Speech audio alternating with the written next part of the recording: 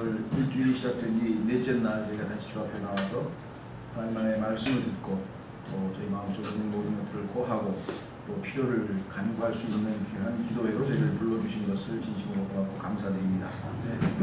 이 세상에서 살아갈 때 저희가 얼마나 쉽게 넘어지고 또 얼마나 쉽게 죄를 짓고 또 얼마나 쉽게 낙심하고 또 얼마나 쉽게 하나님의 길에서 떠나는지를 저희가 고백드리지 아니할 수 없습니다. 그럼에도 불구하고 늘 주님께서 저희를 홀로 두지 아니하시고 함께 하심으로 저희를 다시 부르셔서 다시금 새로운 출발과 또 새롭게 주님을 따를 수 있는 것 같은 은총을 베풀어주시니 감사합니다. 오늘도 오직 우리 주 예수 그리스도의 보배로 피를 힘입어서 은혜의 왕좌 앞에 믿음으로 담대히 나왔습니다. 주님 약속하신 대로 긍휼을 베풀어 주시고 필요한 때에 도우시는 은혜를 주시므로 주님을 더욱 주님께 더욱 가까이 다가가는 계기가 되게 해주시고 말씀을 통해 주님을 배우는 계기가 되게 해주시고 주님을 통해 더욱더 주님께서 우리를 통해 이루시고자 하는 뜻을 성취함으로 온전히 저희가 하나님의 아들의 형상으로 나아가는 데 좋은 계기가 되도록 도우시길 바랍니다. 말씀을 들을 때 들을 귀를 주시고 믿을 마음을 주시고 실천할 의지를 주셔서 합당한 열매로 아버지를 영화롭게 할 수 있도록 도우시길 다시 한번 강조드리고 주님 모든 지체들이 한 마음으로 하나가 되어서 기도할 필요가 있습니다. 주님 여러가지 사정을 참지 못한 지체들을 기억해 주시고 그들의 마음을 붙드시고 또 허락하신다면 더 많은 지체들이 나와서 한 마음으로 주님 앞에 온 교회가 기도할 수 있도록 도와주시기를 간절히 기도합니다. 부족한 자입니다. 오직 믿음으로 나갔습니다. 주께서 택하신 자를 능하게 하신다고 하셨사오니 그 뜻대로 주께서 살려주시고 무엇보다도 진리의 영께서 모든 진리 가운데로 우리를 인도해 주시므로 합당하게 하나님의 말씀을 잘 배울 수 있도록 도와주시기를 간절히 기도합니다. 오늘 이런저런 사정으로 참지 못하는 모든 지체들 다시 한번 주님께 부탁드리고 지켜주시고 보호하시고 동일한 복으로 우리도 함께 해주시기를 강조드립니다. 시간을 통해서 아버지께서 홀로 존귀와 영광과 기쁨을 얻으시기를 간절히 강조드리고 모든 말씀을 우리 주 예수 그리스도 이름으로 기도하옵나이다. 아멘. 오늘은 시편 119편에 15번째 철자 사메크라고 하는 철자에 해당되는 8구절을 살펴보려고 합니다. 히브리어라고 하는 이 언어가 22개의 철자로 되어 있는데 하나님께서 그 22개의 철자가 조합을 이루어서 만들어지는 것을 우리가 단어라고 그러죠. 예를 들면 어떤 철자가 3개, 4개 이렇게 모이면 4글자로 된 단어가 되고 5개가 되고 어떤 단어는 막 10글자로 돼서 긴 단어도 있고 또 아예 한 단어가 한 철자가 또 한 단어로서 의미를 발휘할 수도 있고 그렇습니다. 그래서 이 하나님의 말씀들이라고 하는 것들을 이루고 있는 22개의 철자로 이루어진 이 히브리어를 첫 번째 철자서부터 시작해서 마지막 22번째 철자에 이르기까지 한 철자에 8절씩을 하나님께서 할애하셔서 시편 119편을 우리에게 주셨는데 첫 번째 알레프라고 하는 서부터 그러니까 시편 1절부터 8절까지는 첫 글자가 전부 다 히브리어로는 알레프로 시작이 됩니다. 근데 영어 번역할 때는 그렇게까지는 아마 하기가 힘들었었던 것 같아요. 그렇죠? 영어로 A, 왜냐면 영어 철자하고 히브리 철자가 22개가 아니라 26개니까 그걸 맞출 수가 없죠. 그래서 결국은 영어로는 그런 것은 아니지만 히브리어는 원래 그렇게 되어 있다. 15번째. 그래서 22 곱하기 8 하면 176절로 되어 있어서 시편 119편은 성경에서 가장 긴 장인데 놀랍게도 성경이 성경 자체에 대해서 언급하고 있는 그러한 형태를 띠고 있다.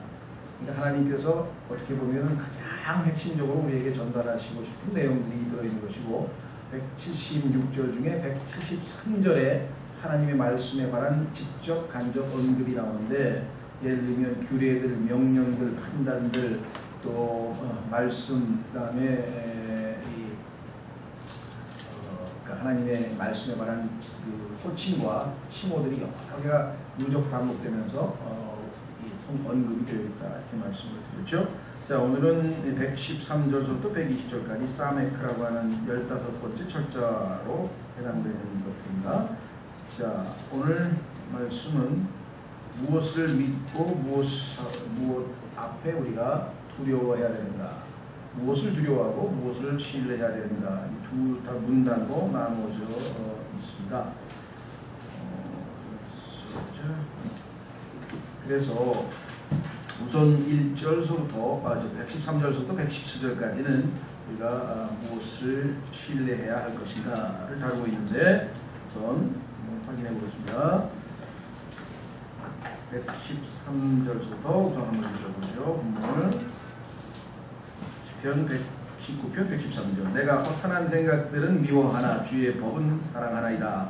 주는 나의 은신처시오 나의 방패시오니 내가 주의 말씀에 소망을 두나이다. 악을 행하는 자들아 너희는 내게서 떠날지어다. 내가 내 하나님의 명령들을 지키려다.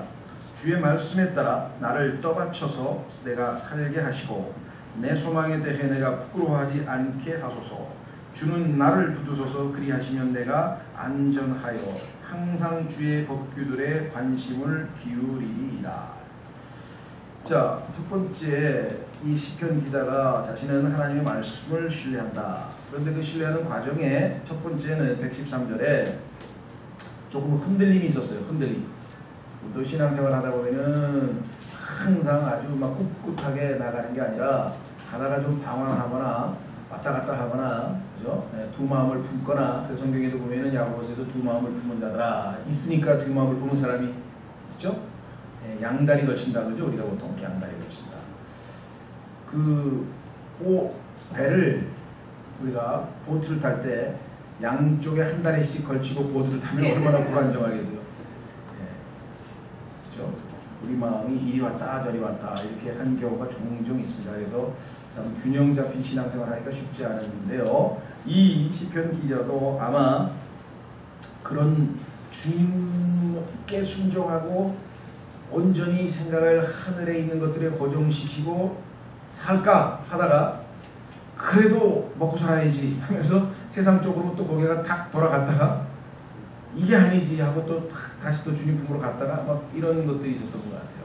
그래서 그 마음이 주님으로부터 멀어지게 하는 모든 그러한 생각들, 이것을 성경에서는 여기 나와 있는 것처럼 허탄한 생각들이라, 허황된 생각이라고도 하고요. vain thoughts라는 말을 썼는데요. 이 vain이라고 하는 단어는 원래 히브리어에는 없어요. 그래서 이게 지금 델릭체로 들어가 있어요. 근데 히브리어에는 생각이라고 하는 단어가 여러 개가 있어서 어떤 거는 평범한 중립적인 생각들이고 어떤 거는 허튼 생각을 얘기할 때만 사용하는 또 단어가 있거든요. 그래서 영어의 킹제임스 성경에서는 정직하게 이 vain이라는 허튼이라는 단어는 없지만 히브리어의 이때 생각은 허튼 생각에 대한 것을 말하기 때문에 얼마나 하나님께서 정직하면서도 정확하게 우리에게 하나님의 말씀을 전달해 주는데 그 의미는 하여간 두 마음을 품는, 일관성 있게 하나로 하는 게 아니라 왔다 갔다 흔들리는 그런 생각들을 얘기할 때 우리가 허탄한 생각들인데, 하나님을 따르는 길로부터 우리를 벗어나게 하는 그 많은 것들, 생각들을 우리가 마귀로부터 집요하게 공급받고 있죠. 온갖 친구를 만나서 성령 충만하게 하루 시작했다가도 친구하고 30분 대화하니까 그냥 기운이 쏙 빠지면서 야 하면서 막 허탈한 생각이 들고 나도 이거 다 때려치고 교회고 뭐고 돈 벌어야 되겠는데 막 이런 생각이 들었다가 뭐 하여간 왔다 갔다 하는 경우가 많죠. 사역자들도 그런 것 같아요. 뭐 사역자들이라고 뭐 똑같은 인간이니까 별거 있겠습니까? 만나서 다 좋은데 그럼 동창회만 갔다 오면 시험이 들어요. 왜 그러니까 동창회만 갔다 오면 이제 그 나이에 보니까 막 집도 번듯하게 하고 살고 다들 그냥 이제 여유 있게 사는 것 같은데 여기는 그냥 절절 기고 사니까 이제 그게 이제 눈에 확 들어왔나 보죠. 그래가지고 와서 막 세상 말로 긁어내는가 봐요. 그러니까 아이고 어제 동창회 갔다 왔는데 오늘 이제 걱정하시더라고요.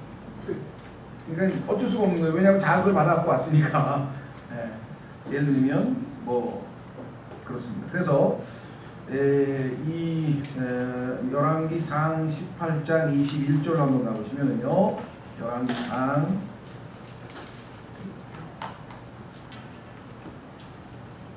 18장 21절에 보면 무슨 얘기가 나오냐면 그 유명한 엘리야가 이제 왔다 갔다 마음을 못 정하고 있는 백성들에게 단호하게 축복하는 장면이 나옵니다. 뭐라고 얘기하나 보세요. 여러분에게도 하나님이 그렇게 말씀하시는 그런 마음 상태가 있는 분도 있겠죠. 지금 마음 상태가 헛된 생각으로 가득 계신 분도 있을지 모르겠어요. 엘리야가 온 백성에 가서 이르되 너희가 어느 때까지 두 의견 사이에서 머뭇거리려느냐. 만일 주께서 하나님이면 그분을 따르려니와 만일 바알이 하나님이면 그를 따를지니라 하니 백성이 그에게 한마디도 응답하지 아니하매. 그렇죠? 다 같다고 있는 중이에요. 그래서 두 의견 사이에서 머뭇거리는 것, 이걸 헛된 생각이라고 하는데 이때 다 사용한 단어하고 똑같아요. 그러니까 이쪽으로 가려다가 아니야 이쪽이지, 이쪽으로 가려다가 자, 이런 상황에서 놀랍게도 이 시편 기자는 어떻게 결정을 내렸느냐 하면요, 아주 방향을 잘 잡았어요. 시편 119편 113절 내가 허탄한 생각들은 어떻게 한다? 받아들이거나 품거나 수용하거나 아니고 미워하나. 여기서부터 신앙생활이 시작되는 거예요. 항상 네거티브가부터 시작됩니다. 그렇죠? 거부할 게 있어요. 성경에 보니까 하나님께서 우리를 은혜를 주시면 우리가 세상의 정욕들을 거부하고, 그렇죠? 거부한다는 말이에요. 거부하는 걸 가르쳐 주신다.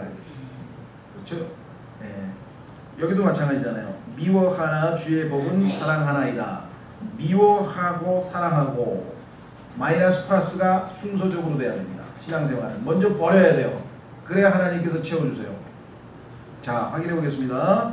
디도서 2장으로 가면 우리의 신앙생활은 어떻게 보면 간단해요. 동사 5가지로 해결이 돼요. 우리의 신앙생활은 동사 5가지로 해결이 돼요.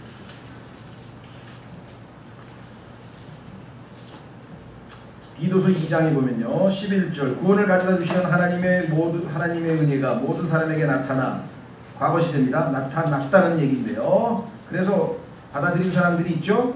그래서 구원 받았죠. 그러면 끝이냐? 아니고 그때부터 시작이에요. 하나님의 은혜가 그때부터 가르쳐 주셔요. 하나님의 은혜는 의인화된 예수 그리스도시죠. 그런데 그분께서 뭘 가르쳐 주냐? 12절 은혜가 가르쳐 주세요. 우리를 가르치시되 첫 번째 경건치 아니한 것과 세상에 속한 정욕들을 우리가 거부하고 미워하는 것부터 가르쳐 주는. 미워하는 것부터 무엇을 미워하느냐가 신앙을 결정짓는다 이 말이에요. 그렇죠?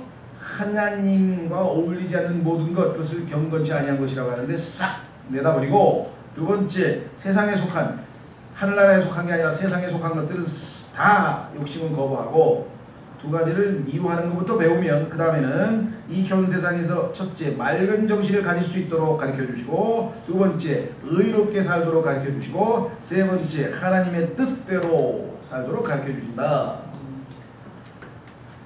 이게 하나님의 은혜가 여러분과 제가 주님을 만날 때까지 5가지 항목을 가르쳐 주는 거예요. 과목이면 그게 많지 않아요. 5가지밖에 없어요. 필수 과목이.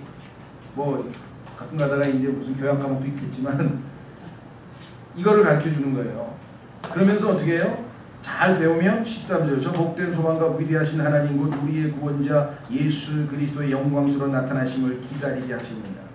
12절에서 이렇게 잘 하나님의 은혜로 5가지를 배워가는 사람은 13절처럼 간절히 사모하면서 살아가고, 12절에서 허덕대는 사람들은 재림의 소망도 없이 불안하게 살았다가 두 마음을 품었다가 헛된 생각을 가졌다가 이리 왔다 저리 왔다 그냥 계속 방황하면서 살고. 근데 시편 기자는 방황을 하다가 내가 이런 생각들을 미워하겠다. 그리고 하나님의 법은 사랑하겠다. 이렇게 해서 아주 첫 단추를 잘 끼웠습니다. 두 번째 시편 119편 114절 주는 나의 은신처시요 나의 방패시오니 내가 주의 말씀에 소망을 두나이다. 자, 드디어 승리를 이제 눈앞에 두고 있습니다. 왜? 적들이 쳐들어와서 무너뜨리려고 했지만 하나님께서 자신을 은신처로 제공해 주셨어요. 하나님이 은신처야. 하나님 안에 들어가서 숨으면 아무도 찾아낼 수가 없죠. 그렇죠? 그뿐이 아니라 조금 노출돼서 이제 공격이 시작이 됐어요. 그래도 하나님이 우리의 방패가 되시면 어떠한 마귀의 공격과 불화살도 우리가 능히 막아낼 수가 있죠. 그렇죠? 여러분들 하나님께서 우리에게 이와 같은 두려움 가운데서 승리할 수 있도록 하실 때는 한마디면 좋고요. 한마디. 그게 뭐냐? 나는 너의 방패이라. 창세기 15장 1절로 가고 있습니다. 아브라함이 덜덜덜덜 떨고 있는 장면이 나와요. 왜 떨었을까? 무서웠으니까 떨었겠죠? 네. 왜 무서웠을까? 엄청난 짓을 저질러 가지고 자,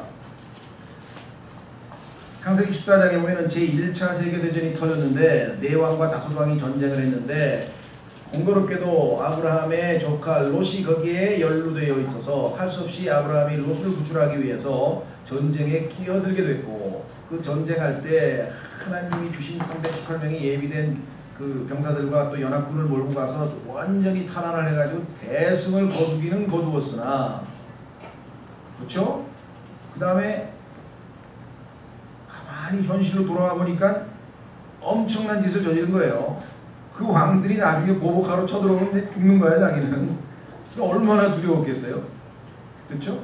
그래서 하나님께서 그 두려움을 없애시기 위해서, 자, 15장 1절, 이 일들 뒤에, 전쟁이 끝난 뒤에 주의 말씀이 환상 속에서 아브라함에게 임하여 이르시되 아브라함아 두려워하지 말라.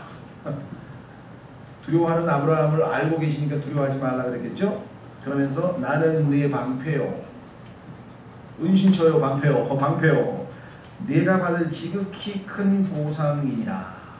전쟁 끝나는데 아브라함은 나는 하나님 너희들 덕분에 부자 됐다는 소리 듣기 싫어서 난 아무것도 안 가질 테니까 난 필요 없다, 보상이 필요 없다. 전략물에 손도 안 댔어요, 아브라함은. 그렇죠? 그 전쟁에 엄청난 희생을 치르고 갔는데도 아무 보상이 아니야. 주님께서 말씀하시기를 내가 네 보상이야.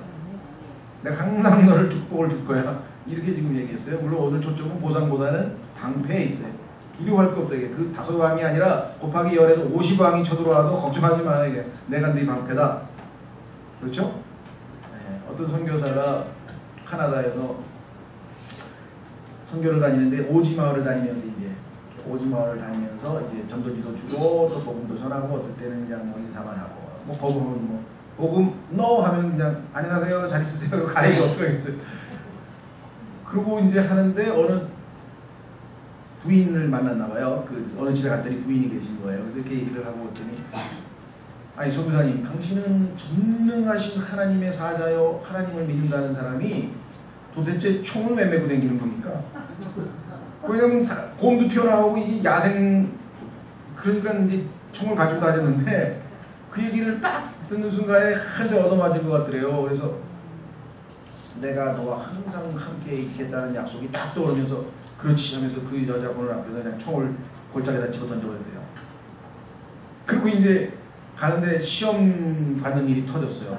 가는데 그냥 엄청난 이 곰이 얼마 있다가 드디어 나타난 거예요. 그래서 어떻게 하나님의 말씀 약속 함께 하신다 그랬지? 지금 하나님 전능하신 하나님이 함께 하시지? 또 하나님이 지혜를 주셨나 봐요. 그래가지고 이 곰을 놀래게 만들었는데 어떻게 놀라게 했냐? 소리를 질러냈다. 와 소리를 지르면서 두 팔을 들고 성경을 손에 들고 성경을 냈다가 흔들었대요. 그랬더니 곰이 가만히 도망쳐버렸대요. 실제 있었던 간증입니다. 실제 있었던 간증. 그러니까 하나님이 방패가는 뭐 겁낼 것도 없고요.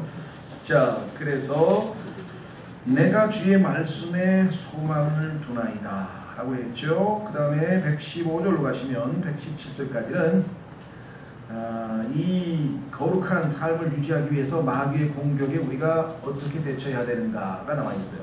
자, 115절에 보니까 첫 번째, 내가 하나님의 뜻대로 살려는데 그 중에 가장 중요한 게 우리는 구원을 받은 목적이 선한 일을 하도록 우리를 구원하셨다 그랬으니까 선한 일을 하면서 하나님께 영광을 돌려야 되는데 악을 행하는 자들이 옆에서 자꾸만 붙어 있다는 거죠.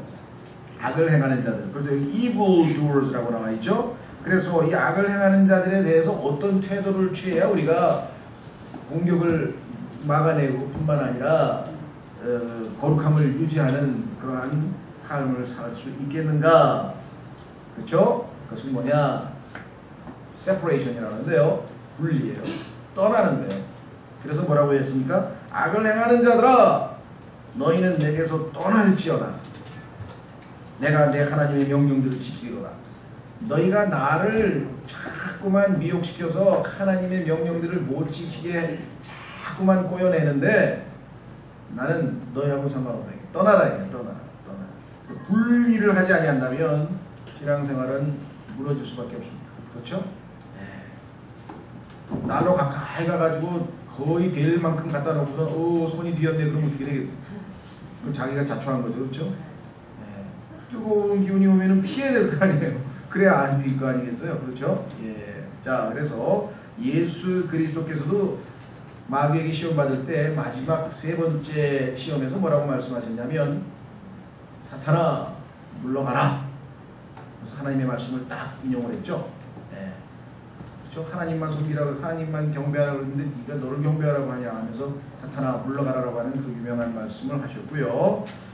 또 우리가 잘 아는 악한 자들로부터 떠나가라 그랬는데 안 떠나가는 거야. 그럼 어떻게 해? 내가 도망가야지. 그 사람이 누구예요? 요셉이지. 요셉. 예, 여러분 잘 아시죠? 예. 이 보디발의 아내가 젊은 남자가 와가지고서 어떻게든지 유혹을 하려고 할 때 요셉이 그냥 도망을 쳤잖아요. 그렇죠? 분리. 여기 나와 있죠? 악을 행하는 자가 너희는 내게서 떠날지어다. 근데 안 떠나면 어떻게 돼요? 내가 도망쳐야지. 계속 신경이 걸릴 수는 없는 것이죠. 그렇죠? 예. 자, 그래서 우리는 불리는 삶이 우리에게 얼마만큼 필요한 것인지, 그래서 하나님의 말씀을 지키겠다. 두 번째, 19편 116절에 주의 말씀에 따라 나를 떠받쳐서 내가 살게 하시고 내 소망에 대해 내가 부끄러워하지 않게 하소서. 자, 말씀이 우리에게 필요하다는 것이요. 말씀이 우리 안에 내재되어 있을 때 외부로부터는 모든 악행에 대해서 하나님의 말씀이 방어벽의 역할을 할 수가 있습니다. 나를 가라앉지 않게 하는 거예요. 떠받친다는 거 아시죠? 네.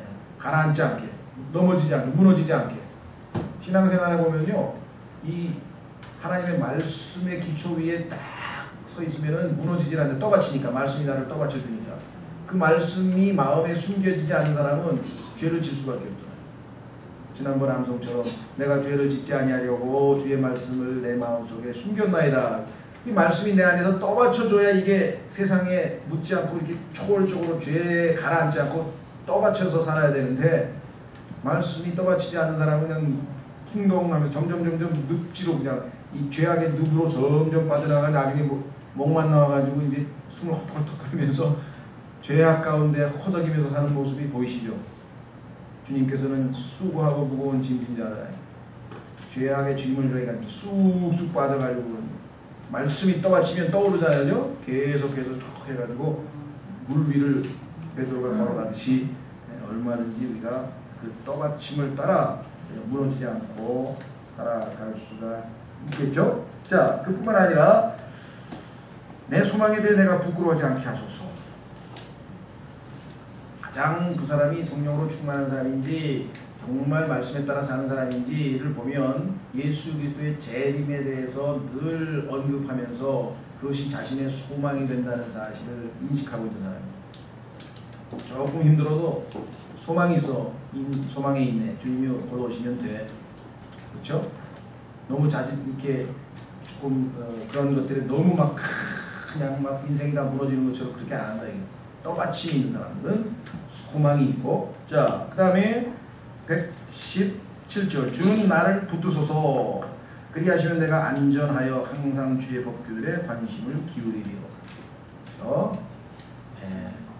마틴 루터의 찬송가에 보면은 저 원수 나를 저로 가져다 그러는데 원수가 그냥 한 방씩 치면요 한 방 먹고 휘청되고 또 한 방 먹고 휘청되고 계속 휘청되고 불안해서 못 보는 거예요. 신앙생활 하는데 그냥 휘청 그렇죠? 하나님이 나를 붙드시라. 여러분들 그 포도나무 제가 잘 모르겠습니다만 이 포도나무에는 세 가지가 필요하대요. 첫째는 포도나무는 혼자 이렇게 자라면서 가지가 막 옆으로 무너지니까 어떻게 됩니까? 붙게 있어야 돼. 바깥에 지지대가 하나 있어야 돼. 지지대가 있어야 붙드는, 그렇죠? 그게 필요하다. 그러고요. 그 다음에 이렇게 감고 올라가야 되잖아요. 그렇죠? 감고 올라가는 또 그게 두 번째로 포도나무가 해야 될 것이고, 세 번째는요 가지에서 나오는 모든 이렇게 뿌리를 통해서 가지를 통해서 나오는 모든 영양분이 한꺼번에 모여서 나중에 이 송이 무리를 이뤄서 포도는 여기 한 개, 여기 한 개 따로따로 달리는 게 아니라 무리를 이루어서 송이로 달리게 되어 있잖아요. 열매가. 그렇죠? 예, 그래서 이와 같은 세 가지가 이 포도에게 필요하다 이렇게 얘기를 하는데 그것이 마치 우리의 영적 생활과 좀 유사한 것 같아요. 그렇죠? 예. 여러분 잘 아시는 야곱이라고 하는 사람은요, 지지대가 없어. 그냥 혼자서, 예? 형을 속여가지고 장자권도 축복도 가르치고요. 또 가가지고 그냥 혼자서 애써가지고 신부도 둘이나 얻고요.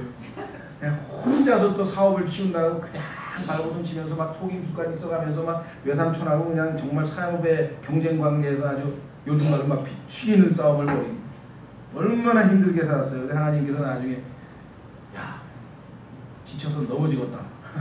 나를 붙들라는 거죠.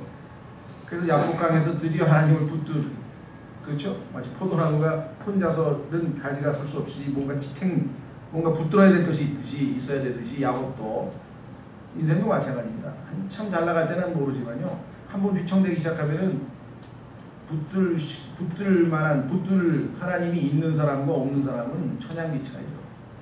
그렇죠? 제가 아는 그 형제님도 하나님 안 믿었으면 한 서너 번 자살했었을 거예요. 그러니까 벌써 붙들 게 있었죠. 지탱할 수 있게. 그렇죠? 예. 그 다음에 붙들므로 그치는 게 아니라 이게 감아 올라가야 되잖아요. 야곱도 라반하고 경쟁, 라반의 아들들. 그래서 어떻게 해서 하나님이 도우심으로 고향으로 돌아갈까 했더니 이번엔 또 형이 군대를 몰고 와가지고 이제 이 모든 과정에서 계속, 그런데도 불구하고 지지대를 통해서 계속해서 성장하고 그렇게 됐죠. 그 나중에 정말 성숙해졌어요. 그래서 축복을 하는데요, 파라오도 축복하고요, 자녀들도 축복하고 나머지 그 손자들도 다 축복하고 열매가 아주 주렁주렁 달리는 그 포도송이처럼 풍성한 열매를 맺는 삶을 마무리를 지었다. 그 모든 것들은 바로 붙들만한 지지대로서의 지탱할 수 있는 하나님이 계셨기 때문인 것이죠. 자, 그 다음에 우리는 이제 두 번째 테마로 들어와서 118절서부터 120절까지 보시면, 이거는 두려워할 것이 뭐냐. 우리는 기대할 만한 하나님, 즉 신뢰할 만한 하나님이 계시고 하나님의 말씀이 있다는 사실을 지금 보았는데, 119편서부터는 이렇게 되어 있습니다. 주제가 바뀌어서 두려움이에요. 어떤 두려움인가? 주께서 땅의 모든 사악한 자를 찌꺼기같이 버리시오니 그러므로 내가 주의 증언들을 사랑하나이다. 118절부터 읽어야 되는데 죄송합니다. 주의 법규들을 떠나 잘못하는 모든 자들을 주께서 밟으셨사오니, 성경에도 보면은 이 원수를 밟는다는 표현이 굉장히 반복되어 나오죠. 완전히 정복시키는 것. 그들이 속이는 것은 거짓이니이다. 주께서 땅의 모든 사악한 자를 찌꺼기같이 버리시오니 그러므로 내가 주의 증언들을 사랑하나이다. 주를 두려워함으로 내 육체가 떨며 내가 주의 심판들을 무서워하나이다. 그러니까 118서부터 보면은 법규들을 떠나 잘못하는 자들이 있죠. 그 다음에 119절에 보면은 사악한 자들이 있죠. 예, 이러한 자들에 대해서 하나님은 엄위한 심판을 하신다는 거예요. 하나님은 긍휼이 많으신 분이시고 사랑이 많으신 분이시지만 하나 동시에 심판하시는 두려우신 하나님이시죠. 그렇죠? 그래서 만나가 그 언약궤 속에는 하나님의 백성을 향한 사랑을 담고 있는, 그렇죠? 깨진 돌판이 아닙니다. 깨지지 않은 돌판이 거기 들어가 있는가 하면, 만나가 한 항아리 들어가 있는가 하면 하나님의 은혜죠. 하늘에서 은혜가. 그러나 거기에는 아론의 지팡이, 즉 하나님을 거역한 자들을 심판했던 그 아론의 지팡이도 동시에 들어가 있다는 사실을 우리가 기억합니다. 하나님은 사랑이시나 거룩하신 분이고 의로우신 분이라는 사실을 우리가 잊는다면 균형 잡힌 신앙생활을 할 수가 없다. 그래서 하나님의 엄미한 의로우심과 심판에 대해서 이제 두려워하게 됩니다. 첫 번째는 법규를 떠나 잘못하는 모든 자들. 하나님은 성경에 보니까 모든 판단의 기준은 하나님의 말씀이에요. 하나님의 말씀에서 벗어난 것은 다 잘못된 것이고 그거는 다 심판의 대상이 되고 있습니다. 그렇죠? 그 법규들을 벗어나 잘못하는 자들을 주께서 밟으셨사오니 그들의 속이는 것은 거짓이니이다. 진리신 하나님이 거짓을 짓밟는 것은 너무나 당연한 것이죠. 예. 뿐만 아니라 119편에 주께서 땅의 모든 사악한 자를 찌꺼기같이 버리시오. 마치 그물을 탁 했더니 거기에서 물고기는 건져내고 거기에 찌꺼기 같은 거 싹 갖다 버리죠. 하나님께서 이 세상을 완전히 불태우시면 어떻게 됩니까? 예, 순금은 남고 찌꺼기들은 우리가 재련소에서 금을 재련할 때도 마찬가지겠죠. 그래서 예수 그리스도로 구원받은 금 같은 하나님의 자녀들은 그렇죠? 다 하나님께서 받아들이시지만 찌꺼기는 다 내다 버리신다. 반드시 하나님의 의는 성취된다. 그러므로 내가 주의 증언들을 사랑하나이다. 그랬네요. 역시 하나님은 단지 사랑만 약속하신 것이 아니라 심판에 대해서도 엄위하신 하나님이 말씀대로 그대로 행하시는 분이심을 인정하고 주의 증언들을 사랑한다. 이렇게 고백을 하게 되었습니다. 마지막으로 120절에 주를 두려워함으로 내 육체가 떨며 내가 주의 심판들을 무서워하나이다. 성경에 보면 얼핏 보면 앞뒤가 안 맞는 표현들이 나오는 것 같아요. 그래서 사람들은 이런 구절들 나오면 특히 자유주의자들이라든가 그저 예수 그리스도 하나님, 사랑의 하나님 한 면만 동전의 앞뒷면을 안 보고 한 면만 바라보는 사람들은 어떻게 사랑의 하나님이 그렇죠? 우리를 사랑의 하나님을 우리가 두려워해야 될 필요가 뭐가 있냐? 그렇죠? 아까도 나왔잖아요. 내가 허탄한 생각들을 미워하나 그러는데 그리스도인이 미워해서는 안 되는 거 아닌가? 아닙니다. 거짓은 미워해야 되죠. 그래야 진리를 사랑하는 것이고요. 하나님은 사랑해야 마귀를 미워해야 되는 것이고 그렇죠? 하나님도 성경에 보니까 내가 6가지, 7가지를 미워한다 하면서 하나님이 미워하는 것 잠언 6장에 다 기록되어 있어요.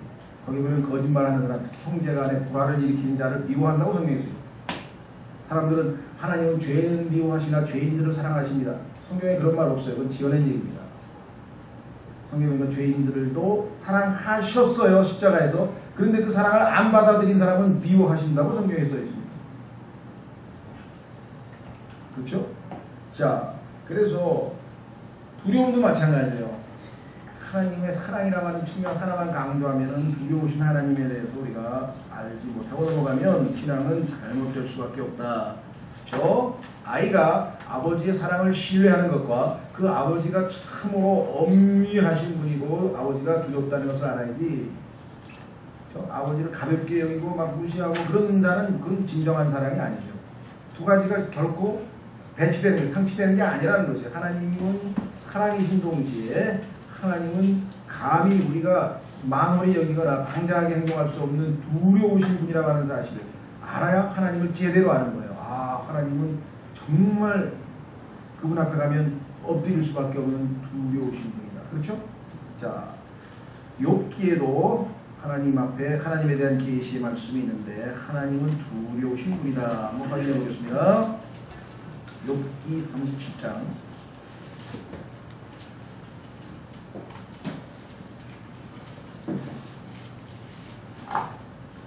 욥기 37장 22절 욥기 37장 22절에 좋은 날씨가 북쪽에서 나오나니 하나님께는 두려운 위험이 있느니라. 하나님께는 두려운 위험이 있어서요. 제대로 하나님 앞에 나가는 사람은 다 엎드려서 두렵고 떠는 수밖에 없어요. 안 그런 사람은 하나님이 누구신지를 모르는 거예요. 그렇죠?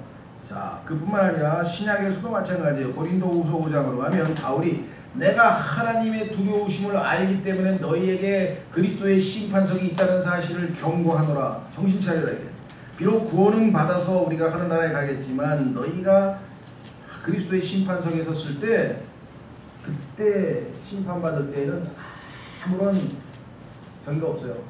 심은 대로 거두는 거야. 그렇죠? 잘못하면 금과 은과 보석은 하나도 남기지 못한 채 다 타버릴 수도 있어요. 고린도후서 5장 그리스도의 심판석에 대해서 쭉 설명을 합니다. 그러면서 9절 보십시오. 그러므로 우리가 함께 있든지 떨어져 있든지 그분께서 받아주시는 자가 되려고 수고하노라. 우리가 다 반드시 다 그리스도의 심판석 앞에 나타나리니 이로써 각 사람이 좋은 것이든 나쁜 것이든 자기가 행한 것에 따라 자기 몸 안에 이루어진 것들을 받으리라. 예외 없다 이래. 성령에다 심으면 성령으로 말미암은 열매를 얻을 것이고 육체에다 심으면 육체의 열매를 거둘 것이니 그대로 받으리라. 이 땅에서 우리의 한순간 한순간의 결정과 삶이 우리의 미래를 결정짓는다. 11절 뭐라고 하겠습니까? 그런즉 우리가 주의 두려움을 알므로. 하나님의 두려우심을 아는 사람이 하나님을 제대로 사랑할 줄 아는 사람이에요.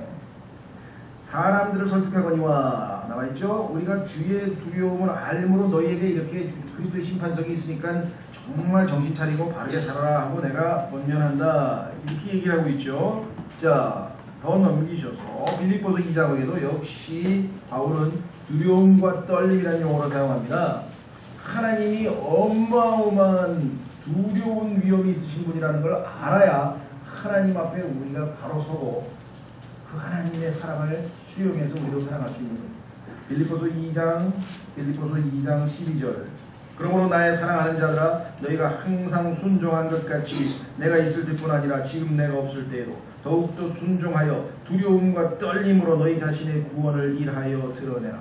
하나님께서 너희 안에서 일하시는데 그 일을 두려움과 떨림으로 잘 전달해서 표현해야지.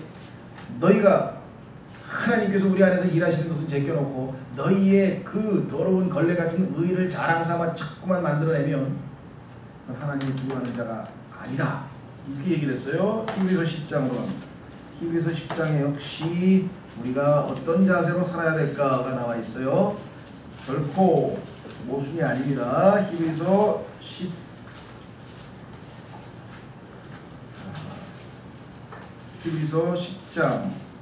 10장인가요? 12장이죠. 히브리서 12장 28절 히브리서 12장 28절 자, 히브리서 12장 28절에 그러므로 우리가 움직일 수 없는 왕국을 받을진대 은혜를 소유하자. 이 은혜를 힘입어 우리가 공경하는 마음과 하나님께 속한 두려움을 가지고 여기 나와 있잖아요. 하나님께 속한 두려움을 가지고 받으실 만하게 하나님을 섬길지니라. 우리 하나님은 사랑이시라. 여기서는 하나님의 사랑에 대한 얘기를 하는 게 아니에요. 소멸시키는 불이시니라. 불로 심판하시는 분이시니까 그분의 두려움 앞에 비록 너희는 지옥불에서 타지를 않을 거나 너희가 행한 모든 행위는 다 타버릴 수도 있다. 그렇게 지금 말씀하고 계시죠? 예, 그래서 하나님께 속한 두려움을 가지고 받으실 만하게 하나님을 섬기시니. 자, 한 구절 마지막으로 찾고 싶은 것은요. 성경을 읽다 보면 아니 하나님께서는 우리에게 두려워하는 영을 주시지 않는다 그랬는데 왜 두려워하라고 하십니까? 문맥을 잘 모르는 사람은 성경이 모순되는 것 같이 느껴질 수도 있을 거예요. 그렇죠? 요한일서에도 보면은 우리가 하나님에 대한 두려움을 가져서는 안 된다는 얘기가 써 있어요. 자, 확인해 보겠습니다. 디모데후서 1장 7절 디모데후서 1장 7절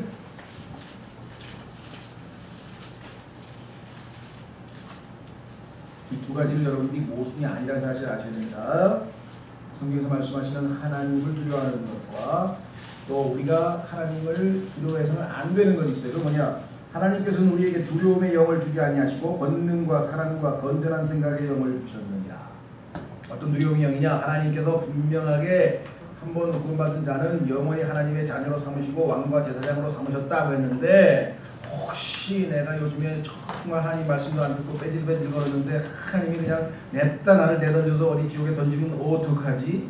라는 두려움은 하나님으로부터 오는 게 아니에요. 그런 두려움. 무슨 말인지 아시겠죠? 하나님이 우리를 다시 버리실 거라는 두려움이라든가 이런 것들에 대한 언급입니다. 확인해 보겠습니다. 요한일서.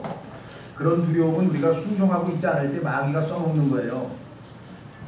야, 하나님이 너같이 이렇게 말 안 듣는 사람을 말 잘 듣는 성도하고 똑같이 해주시면 이게 말이 되냐? 이렇게 지금 얘기를 하실 거란 말이에요.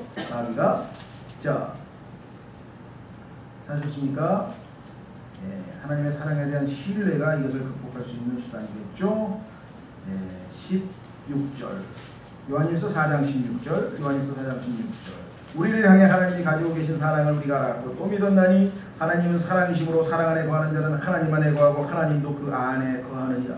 이 점에서 우리의 사랑이 완전하게 되었나니 이것은 우리가 심판날에 담대함을 가지게 하려 함이라. 이는 그분께서 어떠하신 것 같이 우리도 이 세상에서 그러하기 때문이라. 사랑에는 결코 두려움이 없고, 아까 거하고는 모순이 아닙니다. 무슨 두려움이 차이를 아시겠죠? 완전한 사랑은 두려움을 내쫓나니 이는 두려움의 고통이 있기 때문이라. 두려워하는 자는 사랑 안에서 완전하게 되지 못하였느니라. 하나님의 사랑을 자꾸만 의심하고 혹시 하나님의 사랑을, 그렇죠? 그렇게 되면 두려움이 자꾸 엄습하게 되잖아요. 그런 그 사람이 하나님이 자신을 사랑한 것을 믿음으로 받아들이지 못하고 자꾸 의심하고 있기 때문에 생기는 현상이죠. 자, 그래서 우리는 성경이 모순이 아니다. 여기서 말씀하시는 두려움과 하나님을 두려워하라고 하는 그 두려움은 다른 얘기입니다. 이해가 되시겠죠? 자, 그래서 오늘 시편 119편을 통해서 무엇을 신뢰하고 무엇을 두려워할 것인가를 통해서 우리가 말씀을 살펴봤습니다. 시간에 오늘 주신 말씀을 통해서 정말 우리가 주님을 우리의 집행자고 우리를 거기에 의지하고 지지하는 우리의 은신처가 되시고 우리의 방패 되시는 주님을 알게 돼서 감사합니다. 그러나 우리가 또 하나님 앞에 마땅히 두려움과 떨림으로 그 구원을 인하여 드러내도록 하겠습니다. 기도하겠습니다.